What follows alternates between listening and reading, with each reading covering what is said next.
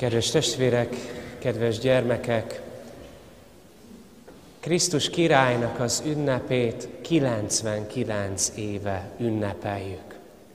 1925-ben rendelte el az egyház ezt az ünnepet, akkor egy októberi vasárnapra, és aztán, amikor a liturgikus egyházi évet megújították a 60-as években, akkor került ez a vasárnap az egyházi év záró vasárnapjára, ünnepére. Az elsődleges cél az volt az 1920-as években, hogy az akkori társadalom, a világ, az emberiség számára fölmutassa az egyház Jézus Krisztust, az ő személyét, akiben békességünk, igazságosságunk, reményünk, szeretetünk, életünk forrása van.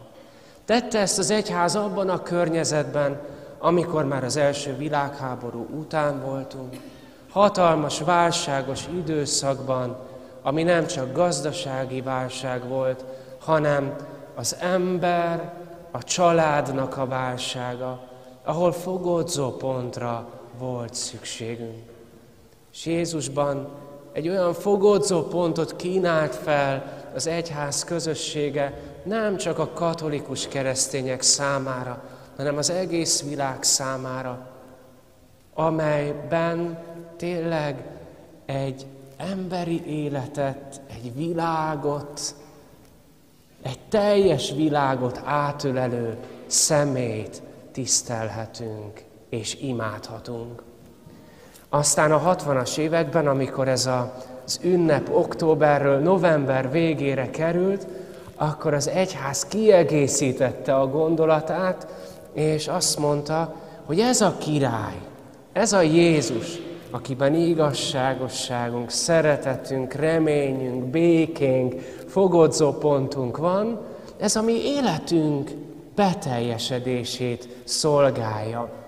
Ő az, aki Isten országának középpontjában ott van, ő körülötte, őt imádják az angyalok, imádják a beteljesült életek, emberi személyek, mindazok, akik már bejárták a földi életnek az útját, és bejutottak a mennyországba, de őt öleljük mi magunk is körül, amikor szentmisére eljövünk vasárnapról vasárnapra, meghallgatjuk, mit üzen számunkra, és aztán körülöleljük az oltárt, és eszünk abból a kenyérből, és iszunk abból a borból, amelyben önmagát adja a mi számunkra.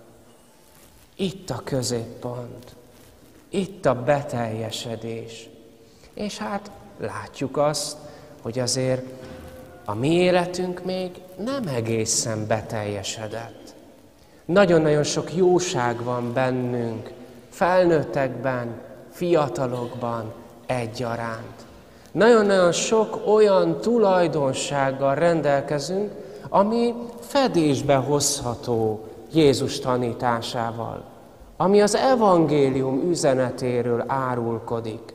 Bennünk is megvan a békére törekvés, tudunk igazságosak lenni, tudunk reményteli módon élni, tudunk alázatosak is lenni, tudjuk egymást szeretni, egymást támogatni, gyerekek és felnőttek egyaránt. De látjuk azt is, hogy azért néha egy kis bibi megjelenik a mi rendszerünkben. Nem mindig jön össze, nem mindig sikerül. Mindig van hová fejlődnünk.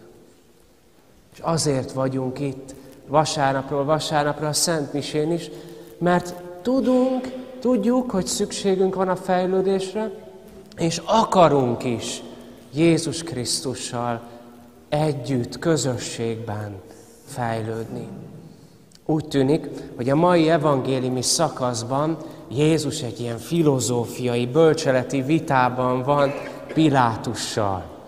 Jézus szenvedés történetéből hallunk egy részletet.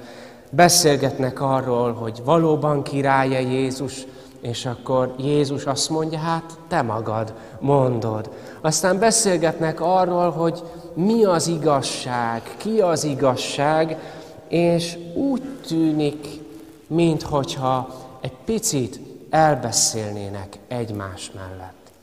Ha föltesszük magunknak a kérdést, felnőttek, gyermekek egyaránt, hogy mi is az igazság, akkor arra kell rájönnünk, hogy erről az igazságról mindannyiunknak van véleménye. Mindegyikünknek van egy meglátása, egy nézőpontja, ahogy ehhez a kérdéshez viszonyulunk. És ezek a különböző nézőpontok, különböző vélemények próbálják megközelíteni azt az egy igazságot, azt a középpontot. Erre vagyunk igazából meghívva. Hogy azt az igazságot, azt a középpontot Jézusban fölismerjük. Miért benne? Miért mondják a keresztények, hogy Jézus Krisztusban van az igazság? Azért merjük ezt állítani, mert Jézus Krisztusban az Isten fiát imádjuk és tiszteljük, ő az Istennel egyenlő, és a világ szabályaiból, a világ felépítettségéből, az ember életéből és a teremtett világ csodájából arra a következtetésre jutunk, hogy ezt a csodálatos világot és benne a mi életünket valaki akarta, valaki teremtette és ajándékba adta. És hogyha az a valaki Jézus Krisztusban kézzelfogható módon, átölelhető módon megjelent ebben a világban, akkor ha ő hozzá viszonyulunk, ő hozzá kapcsolódunk, ő hozzá közeledünk, akkor egyrészt fölismerjük és megértjük, mi az igazság, másrésztről pedig sikerül az életünk. A boldogság megvalósításának az útján járunk. Mi így tekintünk Jézusra. És persze Jézus, az igazság nem szünteti meg a mi nézőpontjainkat. Hogy mi melyik szemszögből tekintünk ő rá. Nem törli el a mi véleményeinket. Nem. Szeretné, hogyha ezek a nézőpontok, ezek a vélemények, ezek a látószögek megnemesednének. Egyre jobban tudnának fókuszálni, rátekinteni az igaz középpontra, és hogy az élet, ezek a csillogó szemek visszatükrözzék őt, az ő tanítását, az ő életét. És ebben segít bennünket a mai szentségimádási nap is itt, a tihanyi apátsági templomban.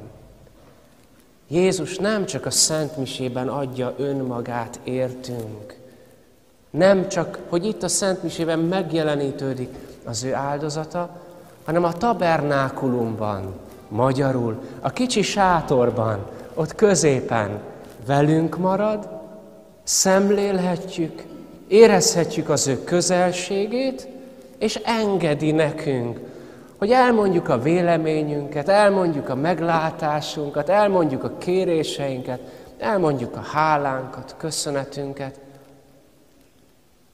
és ő válaszol is.